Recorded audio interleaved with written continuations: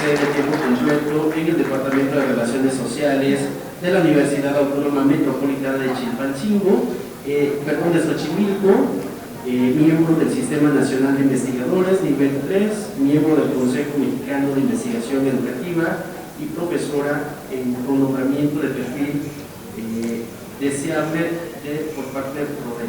Bienvenida Guerrero, bienvenida a Chilpancingo y por supuesto estamos ansiosos ya de escucharla con su conferencia magistral esta mañana aquí en el segundo Foro Estatal de Investigación Educativa. Bienvenida, fuerte el aplauso para la doctora Sonia Condoni Sáenz.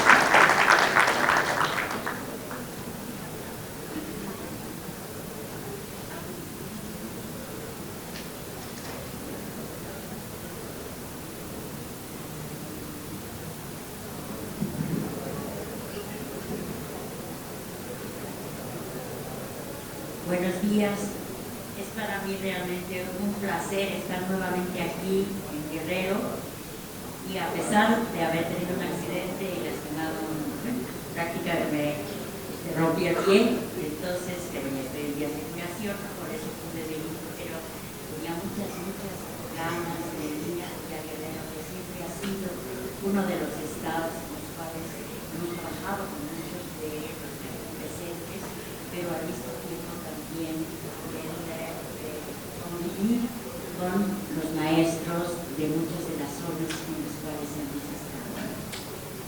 Quisiera agradecer a la Secretaría de Educación de Guerrero por la invitación de estar aquí con ustedes y evidentemente agradecer especialmente al doctor Juan Eduardo García Maganda, director general de Educación Educativa de la SEP, así como a la maestra Sara Olaís Jiménez, quienes han estado en permanente comunicación conmigo.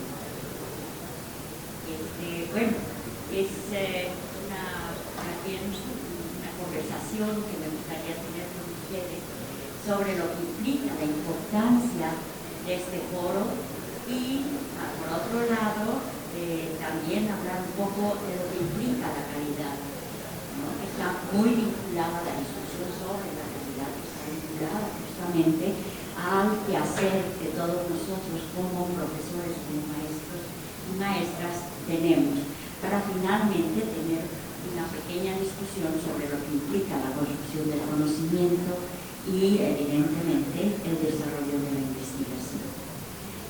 En este sentido, deseo resaltar la importancia de este espacio al que nos convocan la Secretaria de Educación de Guerrero en coordinación con el Consejo Estatal de Ciencia, Tecnología e Innovación y la Universidad Autónoma de Guerrero. No dudo en calificar esta iniciativa de genial y profundamente innovadora. Es cierto que se han ido desarrollando y están desarrollándose, como bien nos dijo el doctor, otras actividades pertinentes en función de lo que la recuperación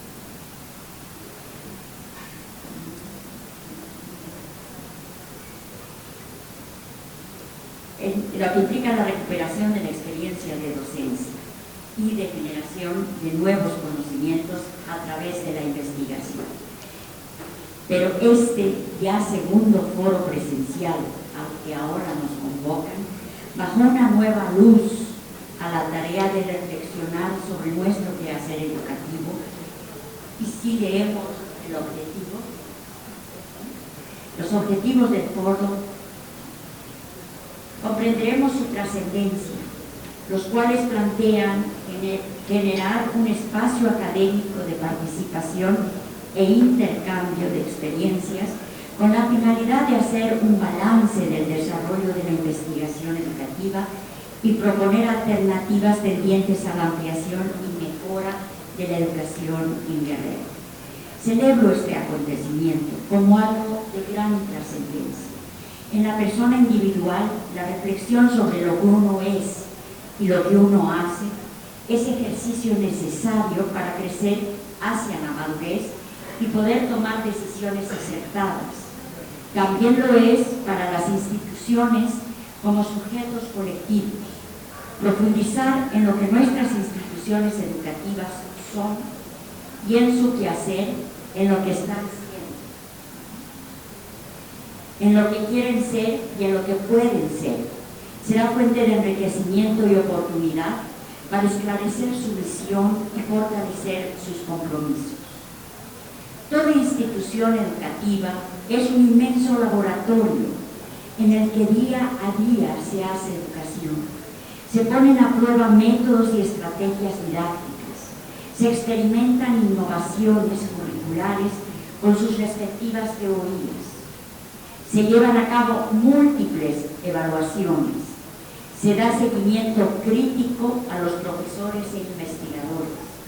Se revisan y ajustan programas. Se avanza en el conocimiento y comprensión de las culturas juveniles. Se reciben cúmulos impresionantes de informaciones sobre el acontecer educativo en el país y en el mundo. Se analizan evidencias sobre la pertinencia de la educación que se ofrece para el mundo laboral al que llegan sus egresados. Se debate sobre el devenir del país desde la perspectiva de la educación. Se comparten preocupaciones y esperanzas y así muchas cosas que nos enriquecen. Todo esto sucede cada día en las aulas y los corredores, en las salas de profesores y los cubículos de investigadores, en las revistas que circulan. El funcionamiento cotidiano de toda institución educativa es una experiencia de vida, una experiencia multifacética de educación compartida por innumerables actores, con comportamientos a veces espontáneos, a veces deliberados. Pero esta experiencia, en la mayoría de los casos, se evapora. En buena parte, se pierde porque falta el propósito de recuperarla. Es curioso, pienso, que hasta ahora casi ninguna institución educativa del país le haya puesto rótulo a este laboratorio educativo. La reflexión sobre lo que sucede en una institución educativa no es totalmente nueva.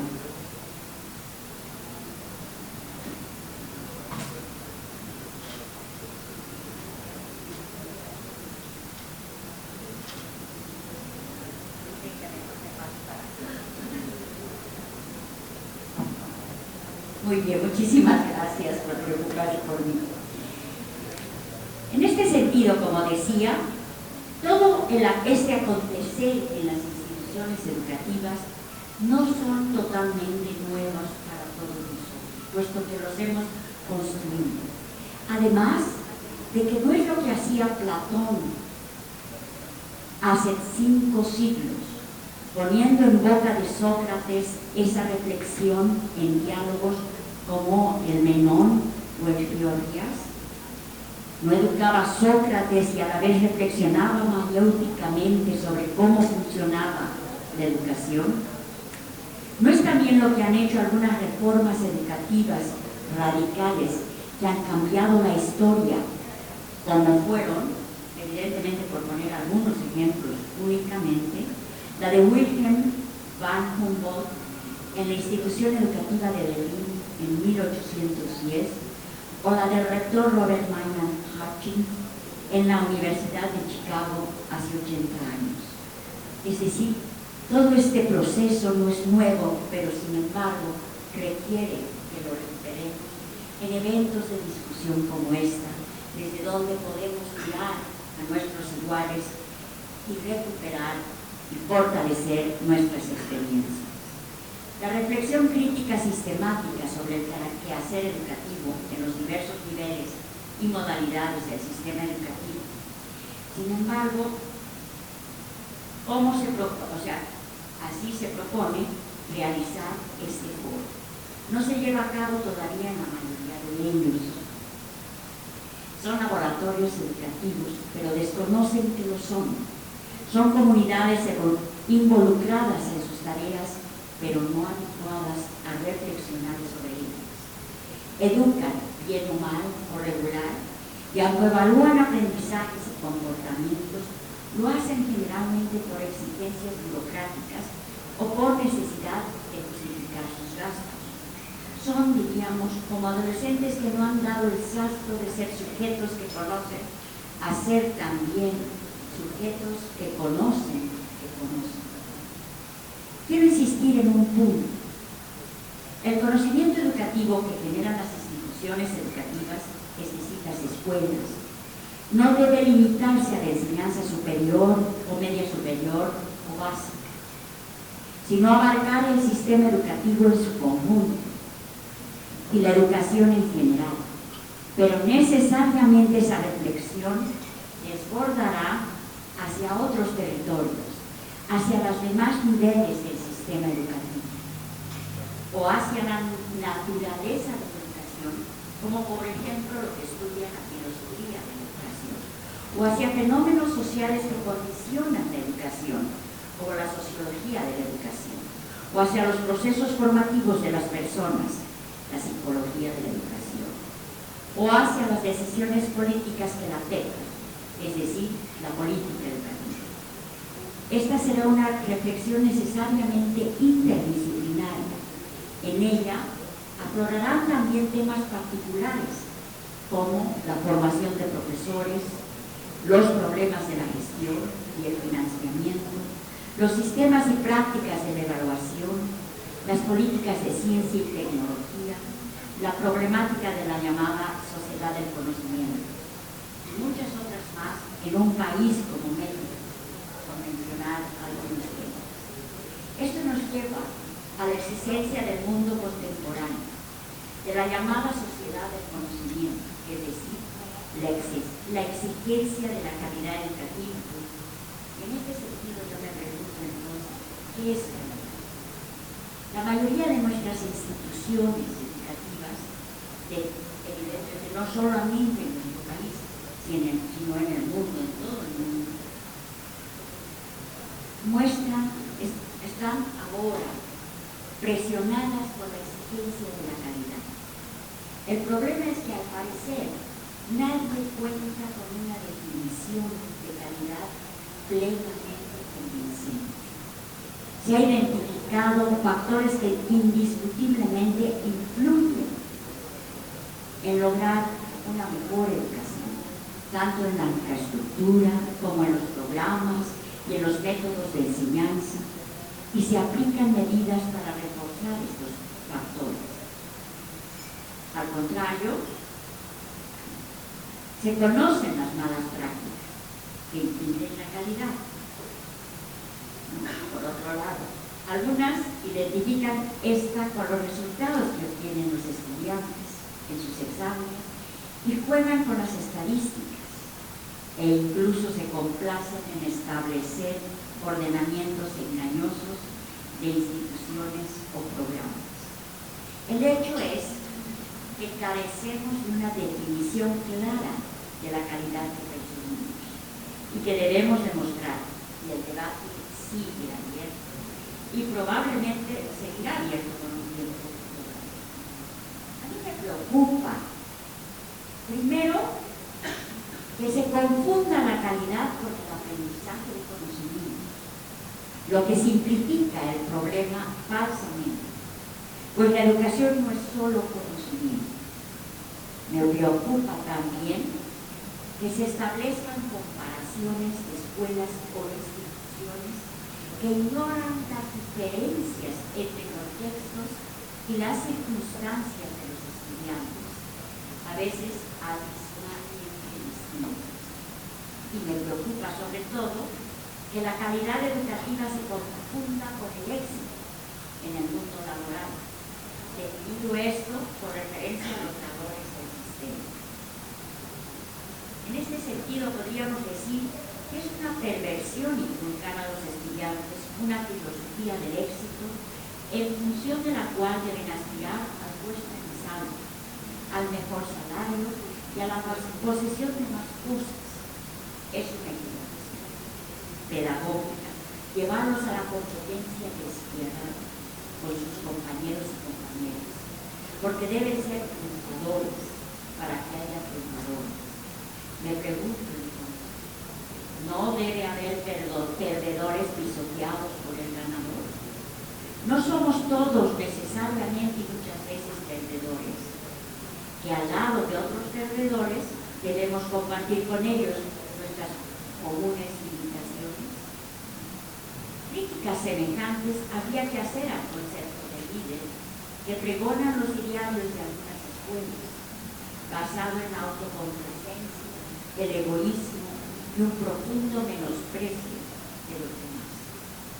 Una educación de calidad, en cambio, será la que nos estimule a ser mejores, pero también nos haga comprender que todos estamos necesitados de los demás, que somos seres en el límite, a veces triunfadores y a veces perdedores. Seguramente la baja calidad educativa tiene que ver con una multiplicidad de factores, y estoy de acuerdo en que para efectos de macroplaneación se la defina como suele hacerse, por la concurrencia de los 4 criterios tradicionales del desarrollo de un sistema educativo: eficacia, eficiencia, relevancia y equidad.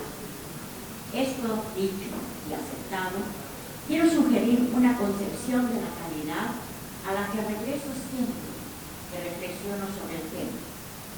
Como decía Pablo Lacaví, hablando como educador, creo que la calidad arranca en el plano de la mente, en la interacción personal y cotidiana del maestro con el alumno y alumna, y en la actitud de que éste desarrolle ante el aprendizaje. En este sentido, muchas veces me he preguntado, ¿qué fue lo que hubo en mi educación que yo considero que la hizo, al menos en ciertos momentos, buena o muy buena? ¿Qué hicieron mis educadores, mis padres, maestros, hermanos, hermanas mayores y compañeros de clase, compañeras de clase, para que esa educación fuese buena? Si tuviera yo que resumir en una frase mi respuesta, diría que mis educadores me aportaron calidad cuando lograron transmitirme estándares que me invitaban a superarme progresivamente, de muchas maneras, en diversas áreas de mi desarrollo humano, en los conocimientos, en las habilidades, en la formación de mis valores. Mis educadores me transmitieron estándares y además me incitaron a compararme con esos estándares, no con los demás, o comprender que había algo más arriba, que yo podía dar más. O sea, me ayudaron a formarme un hábito razonable de autoexigencia. Muchos años después vine a saber que esta fue precisamente una definición de calidad que daba Ortega y Gasset, la capacidad de exigirnos más. Una educación de calidad es, por tanto, para mí, lo que forma un hábito razonable de autoexigencia. Y digo razonable para no caer en el perfeccionismo enfermizo o en un narcisismo destructivo. La búsqueda de ser mejor debe ser razonable, moderado, por la solidaridad con los demás, el espíritu de cooperación y el sentido común. Tendríamos así una definición formal de la calidad educativa. Formal, porque los estándares de mejoramiento pueden aplicarse a asuntos diversos y las diferentes visiones del mundo y apreciaciones valorales darán contenidos distintos a esta definición formal. Es decir, reconoceremos que todos somos seres únicos al mismo tiempo que finalmente nos reconocemos dentro de ciertos elementos en los cuales podemos conversar, comunicarnos y reconocer.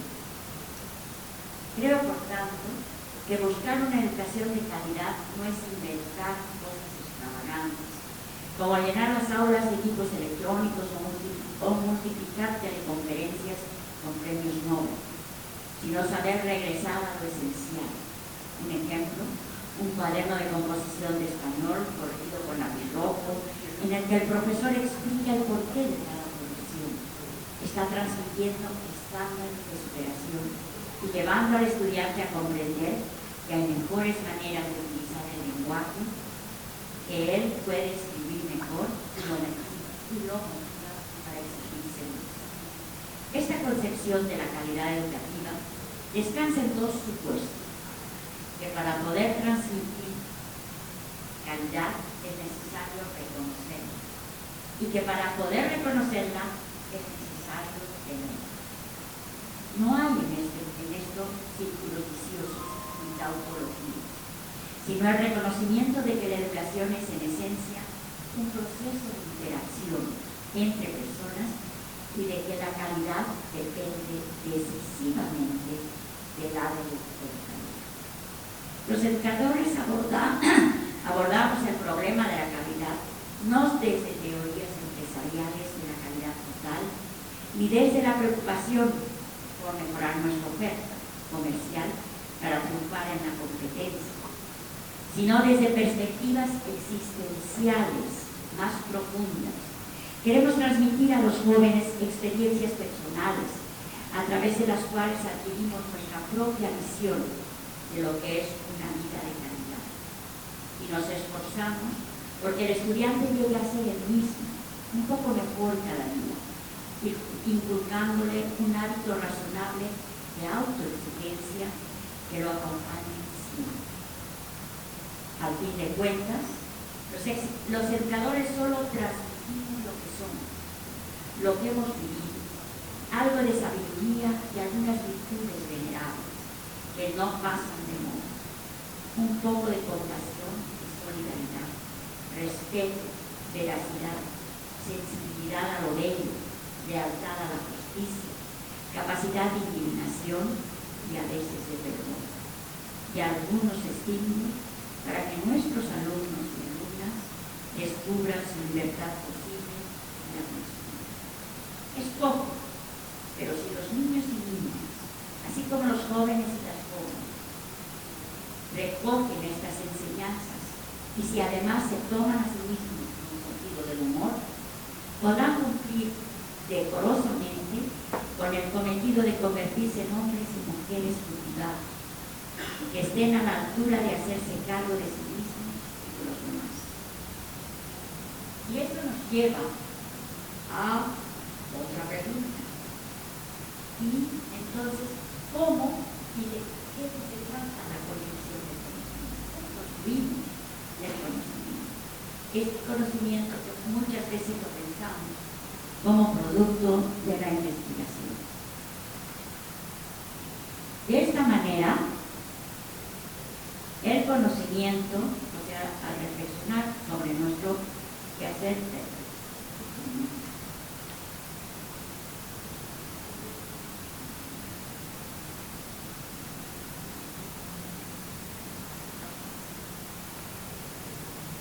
en este sentido tendríamos que ver cuáles son las características del conocimiento, cuál es su pertinencia.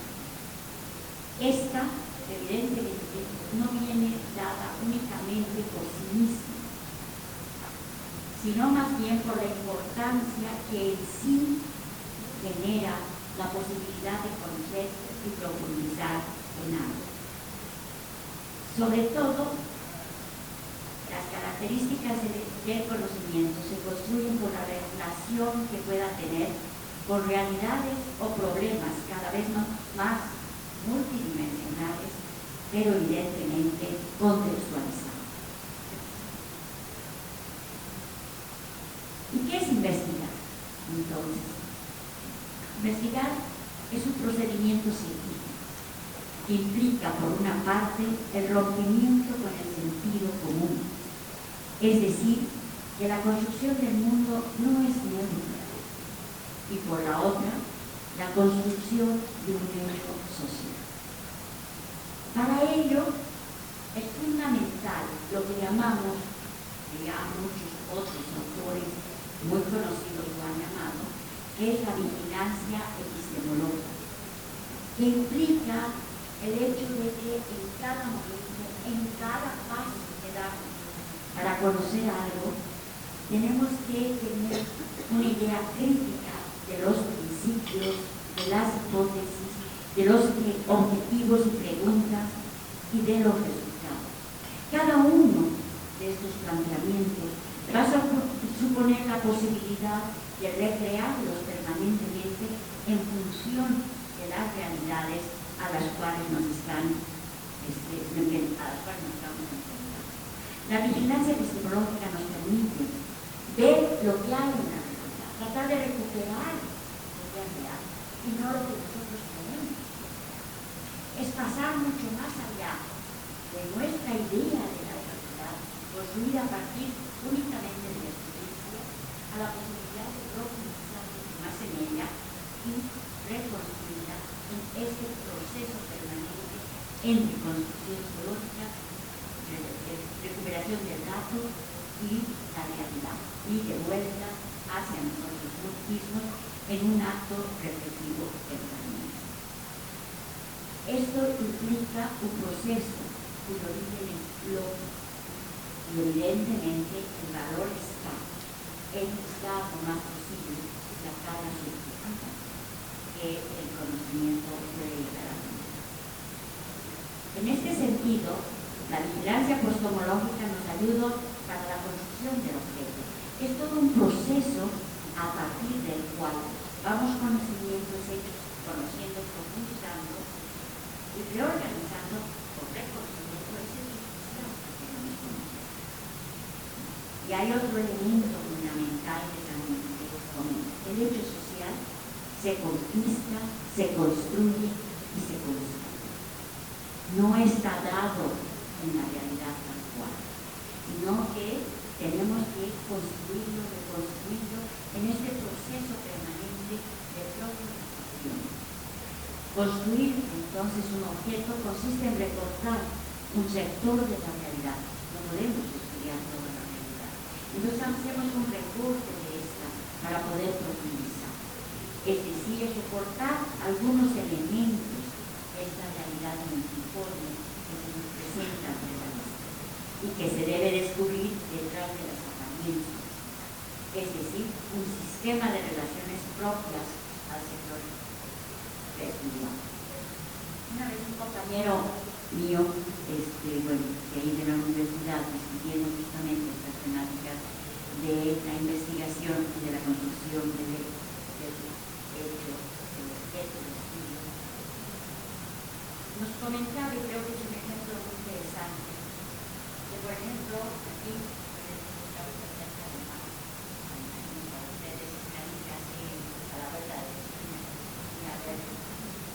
pero simplemente con velocidad de agua, dependiendo de comunicación, de calidad de temperatura, va a ser o azul, o va a ser gris, o va a ser de muchos colores. Y más una belleza del Pacífico que tenemos acá. Pero si nosotros no pensamos y no analizamos lo que hay detrás de esa masa inmensa de agua, toda la vida, la cadena alimenticia, todas las formas orgánicas e inorgánicas que dan vida, que le dan color, que le dan movimiento a una multiplicidad de elementos, evidentemente no sabemos cómo finalmente el mar no es únicamente esa masa de agua que se mueve y tiene diversos colores y que, gracias a Dios, en nuestras playas es tibia, no como en otros lugares tan fría. ¿Por qué será todo eso?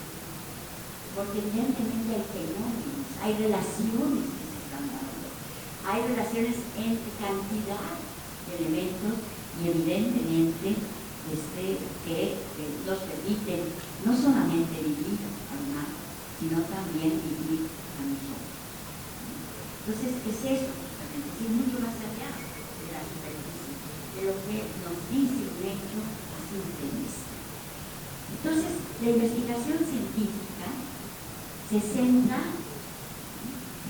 centra en la búsqueda rigurosa de relaciones causales de un hecho social o de una serie de eventos en el proceso de interacción humana o con la naturaleza. La investigación científica es esta búsqueda que se realiza en función de objetos de estudio. He dicho en esos recortes que hacemos de la realidad, ¿no? Donde estamos viendo problemas que queremos resolver. Y en educación tenemos muchos en relación a la calidad que queremos construir, en relación también a las grandes brechas educativas que se han fortalecido además con el proceso de la pandemia, a reconocer la diversidad que existe y esta como una riqueza para la enseñanza. O sea, ¿qué pasa con nuestros estudiantes? Muchas veces no pensamos en los niños cómo han vivido este proceso de la pandemia. Muchas veces han sido los más lastimados y no lo vemos porque ellos no lo dicen. ¿Qué ha pasado para ellos? ¿Cómo lo han vivido? ¿No? Y ha sido un sinfín de experiencias que en un país como el nuestro, de esa heterogeneidad tan grande, los resultados son diferentes, pero evidentemente nos ha llevado a un gran rezago, no solamente en el campo de la falta de acceso a los medios de comunicación, a los materiales, a las distancias, en fin, a multiplicidad de factores, sino también en las ciudades. Entonces, enfrentamos ese problema, pero tenemos que hacer un recorte. No podemos estudiar todo, ¿sí? Y desde ahí entonces vamos a plantear las hipótesis, es decir, vamos a hacer interrogaciones a la realidad en función del problema que estamos. Aquí hay una cuestión fundamental, no hay investigación sin preguntas. Evidentemente, para responder las preguntas tiene que haber una investigación, inclusive desde que somos pequeños. Y eso es permanente, es un cuestionarse permanentemente cómo estamos haciendo ese proceso, si efectivamente estamos caminando en función de determinar las relaciones que se construyen al interior de ese problema que queremos analizar. En este proceso es necesario, como necesidad, recurrir también a la vigilancia epistemológica, de la cual hablamos anteriormente. Es decir, cada uno de los procesos de construcción, desde la pregunta, los objetivos, las lecturas que vamos a necesitar para comprender, que nos expliquen más profundamente los elementos de ese fenómeno que queremos analizar, cómo vamos a construir nuestro acceso y nuestro acercamiento a esa realidad. Todo ello lleva este proceso de análisis permanente y de preguntarnos si efectivamente estamos construyendo lo que debe ser. Entonces, hay una cuestión importante que habíamos ya comentado. Entonces, el conocimiento no se adquiere, no nos viene por osmosis, no nos viene inclusive muchas veces. Leemos y no necesariamente lo que leemos se convierte en conocimiento. Tiene que haber un proceso de aplicación de este conocimiento. Es decir, el conocimiento se construye. No es un don. No quiere decir que hay gente más inteligente o menos inteligente, que es mucho de lo que decimos.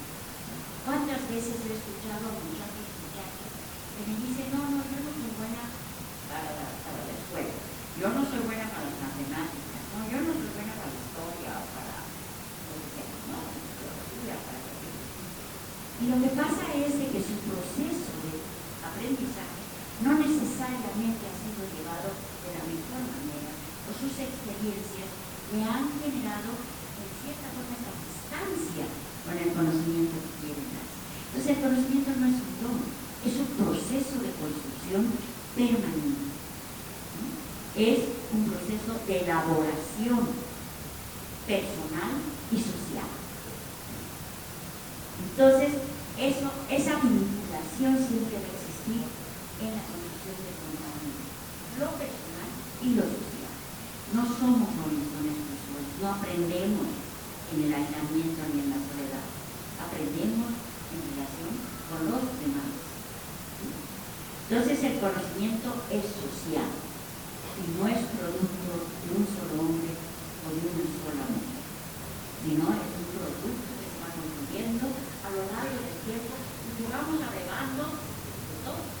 Aprendemos, sí, muchas veces sí, aprende en cabeza ajena, pero sí aprendemos de lo que se nos dice, sí reflexionamos a partir de lo que se nos dice y nos apropiamos de muchas cosas de estas. Y entonces, ¿cómo se construye el conocimiento? Y en esta construcción, ¿qué importancia tienen nuestras sensaciones y percepciones en la construcción del conocimiento científico? ¿Cuál es el papel de la abstracción en el proceso de construcción del conocimiento? Dos elementos fundamentales. ¿Qué tiene que ver con los conocimientos previos? Nuestras sensaciones. No olvidemos que también somos afectividad, consecutividad, tenemos sensibilidad frente a ciertos elementos, ¿no? Y nuestras percepciones de la realidad se orden en el conocimiento. Y por otro lado, ¿cuál es el rol de la abstracción? Es decir, de la capacidad que tenemos de reflexionar para construir ese conocimiento, reflexionar sobre lo leído, sobre la experiencia, sobre el impacto de nuestro conocimiento, sobre las experiencias que tenemos en nuestra obra, para desde esta reflexión poder entonces seguir construyendo el conocimiento. La abstracción es esa capacidad de lograr elevarlo a la capacidad de pensar qué hacemos. Entonces, estos elementos, vamos a decir una cuestión importante, ¿no? El proceso de conocimiento, su punto de partida esencial es el sentido común. Son nuestras sensaciones. Es nuestra intuición de saber que en alguna parte hay un problema que sería interesante conocer. Es la percepción que tenemos de cómo sentimos, que puede haber algo importante que esté dándose y que no sabemos que es para mejorar justamente el proceso de aprendizaje. Entonces, el conocimiento parte del sentido común. Todo conocimiento procede de los sentidos, de nuestro primer acercamiento a la realidad. Justamente de sentirlo, de olerlo, de mirarlo, de vivirlo. Ya desde ahí viene este primer punto de partida. Y evidentemente el resultado de una abstracción a partir de los datos sensoriales. Entonces, cuando reflexionamos sobre nuestros datos sensoriales, los confrontamos con teoría y con otros datos, y eso reflexionamos sobre ello, es cuando construimos el conocimiento científico. Entonces, nuestras sensaciones y percepciones se encuentran en el origen del conocimiento. Pero de ahí tenemos que dar el salto, tenemos que seguir caminando para que esas percepciones y sensaciones se conviertan en el conocimiento, justamente en el social, ¿verdad? Que lo hayamos profundizado, ¿no? Es, por ejemplo, cuando tenemos un reloj y queremos saber cómo funciona. Vamos a decir de los más antiguos como eran antes, ¿no? Lo abrimos y el reloj despertador de cuerda, evidentemente. Tal vez esto es más difícil porque tienen otros elementos, pero el reloj de cuerda, ¿no? Lo abrimos, el reloj de cuerda. Vamos sacando pieza por pieza, vamos viendo los engranajes, todo lo que hace que eso funcione. Y luego lo armamos de nuevo. Tal vez nos van a faltar piezas o nos van a sobrar piezas. Entonces hay que volver al camino de decir, a ver, ¿qué me pasó? ¿Por qué? ¿Dónde iban estas piezas? Otra vez lo armamos. Ya, nos quedó bien, pero resulta que le damos cuerda y no funciona. Entonces hay que volver otra vez hasta que el reloj vuelva a funcionar normalmente. Ese es justamente todo este proceso. Y en ese proceso comprendemos perfectamente cuál es el proceso de funcionamiento de un reloj. ¿Qué función tiene cada una de las partes del reloj? ¿Cómo giran? ¿Por qué giran? ¿Qué hace que estas se engranen entre ellas para dar los segundos, los minutos y las horas? Entonces, ese es justamente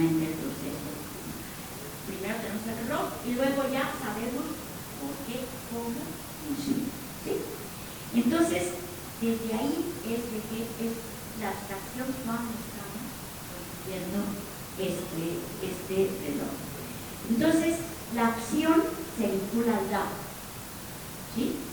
Y se le añade un sentido en tanto sistema de significación.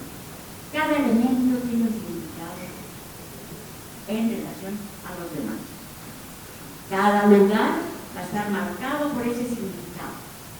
Y evidentemente el conjunto va a superar los marcos del puro dato.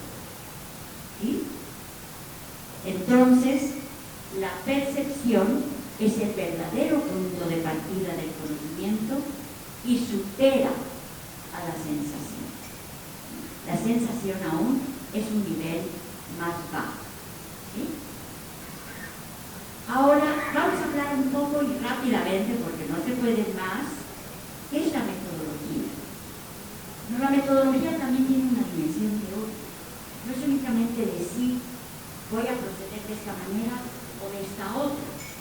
Tiene principios ontológicos, es decir, desde dónde estamos construyendo, y epistemológicos que plantean nuestra posición frente al conocimiento. El proceso de investigación también lleva un proceso de interiorización, de conocimiento de nosotros mismos, desde dónde estamos construyendo ese conocimiento. ¿Cuál es nuestra posición frente a ese conocimiento? Tendremos tal vez algunos sentimientos negativos o de no aprobación, ¿sí?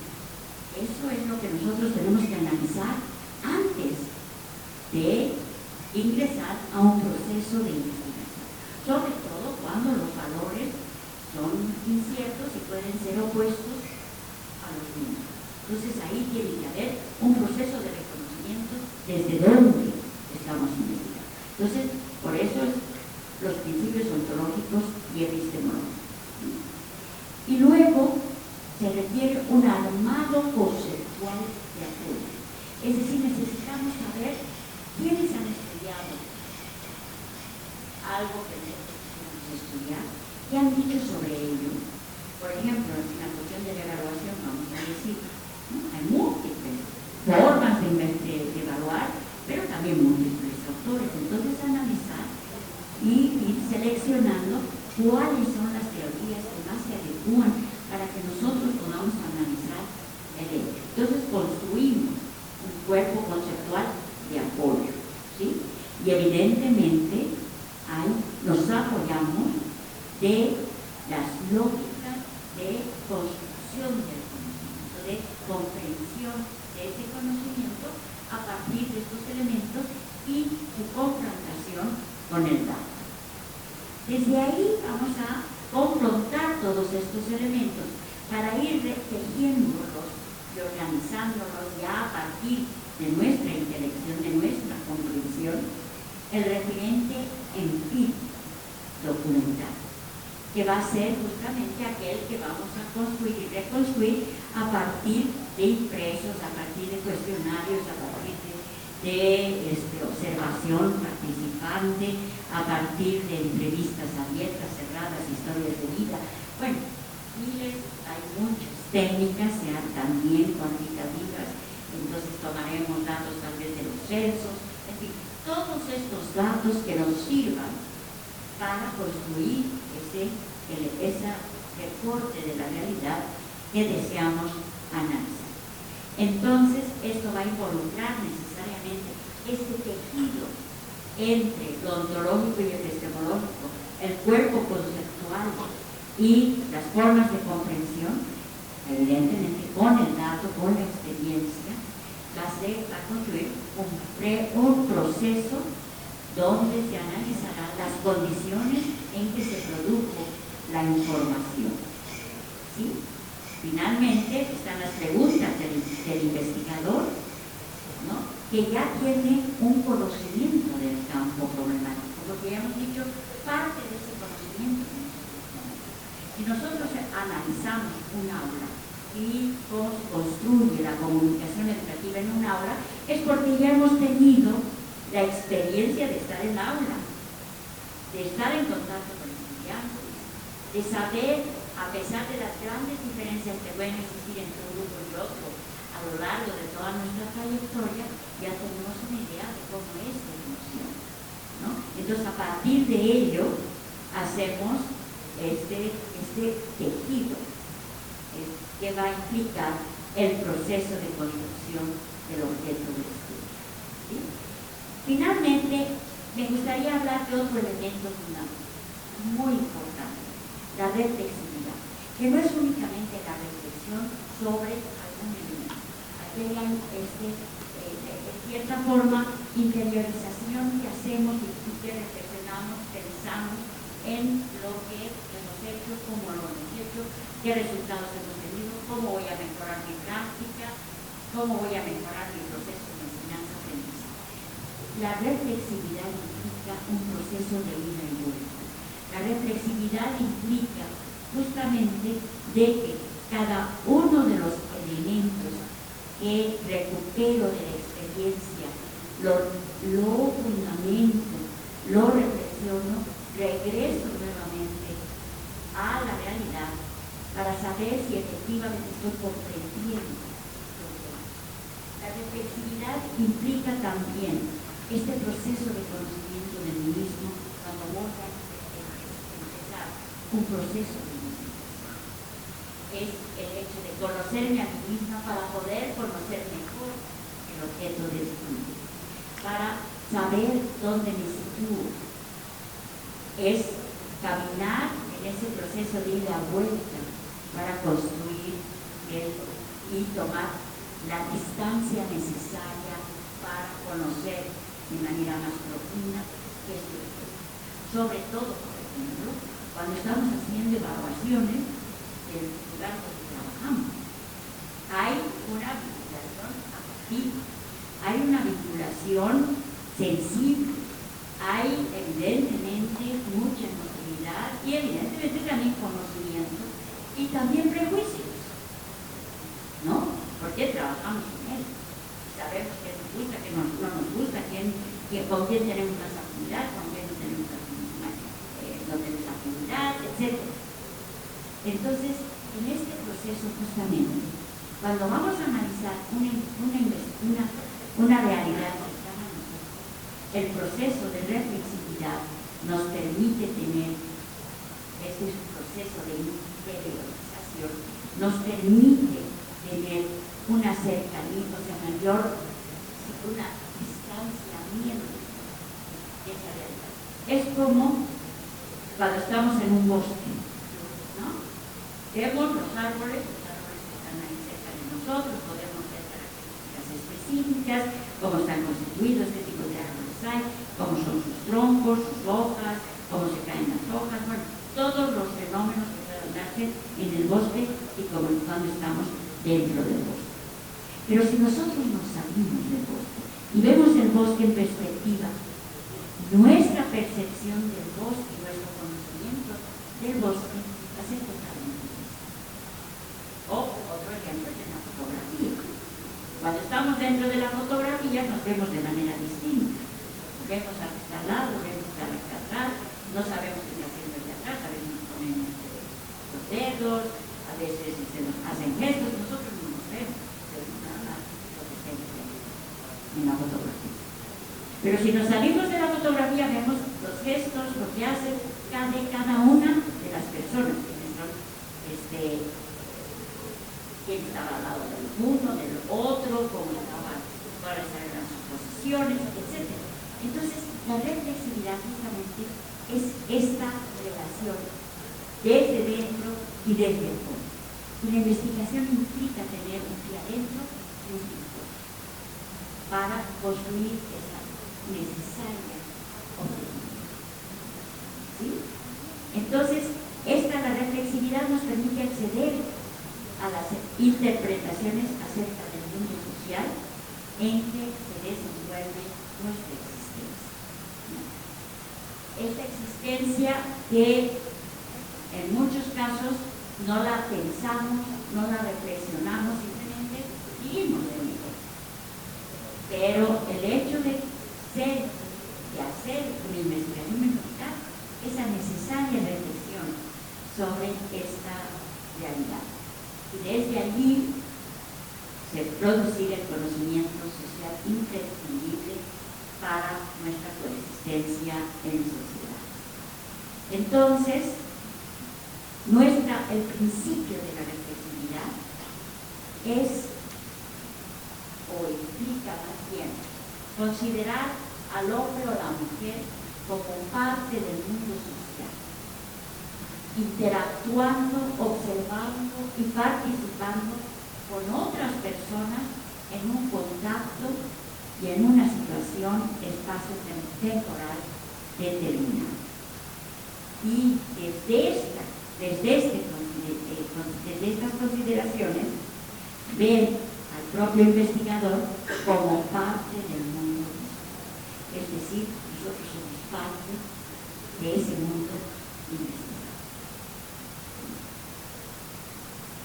Esto implica entonces que la reflexividad nos dice que todos estamos implicados, todos los sujetos sociales estamos implicados en ese mundo social que estamos analizando, en el marco a través de la cual no solo somos capaces de reflexionar, sino también de explicar a los otros sobre lo que ellos hacen. ¿Sí? Bueno, muy bien, muchísimas gracias.